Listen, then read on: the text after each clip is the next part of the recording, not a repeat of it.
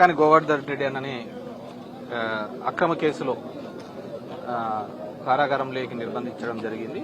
ఆయన్ను చూసి ఆయన ఎందుకు ఈ విధంగా అంటే పెట్టిన మరిన్ని కేసులు కూడా ఈ విధంగా దొంగ పెడుతున్నారు. ఒక కొత్త సాంప్రదాయాన్ని ఈ రోజు ఆంధ్రప్రదేశ్ రాష్ట్రంలో తీసుకొని రావడం జరుగుతుంది. పెద్దలు రామచంద్రారెడ్డి అనంతన చెప్తున్న విధంగా మామూలుగా మేమేదన్నా ఆవేశపడతా అంటే ఎందుకు లేరామో ఆగండి ఊరికి ఇవన్నీ పోతా అంటే ఇవన్నీ అని అనేవాళ్ళు. ఈరోజు అట్లాంటి వాళ్ళు కూడా లేదు, ఇది ఒక కొత్త సాంప్రదాయము, ఇబ్బంది పెట్టే వాతావరణం అనేది ఒక మంచి పద్ధతి కాదు, ఇది మళ్లీ రివర్స్ లో వస్తుంది అనే ఒక భయాందోళకమైన పరిస్థితిని చూస్తున్నాము. ఖచ్చితంగా ఇది ఒక చెడు సాంప్రదాయాన్ని లేవనెత్తుందని నేను ఒక్కటే చెప్పదలుచుకున్నాను. ఈరోజు ప్రభుత్వాన్ని ఎలాగో అయితే మా మీద కేసులు ఇవన్నీ 4 ఏళ్లు మాకు తప్పవు.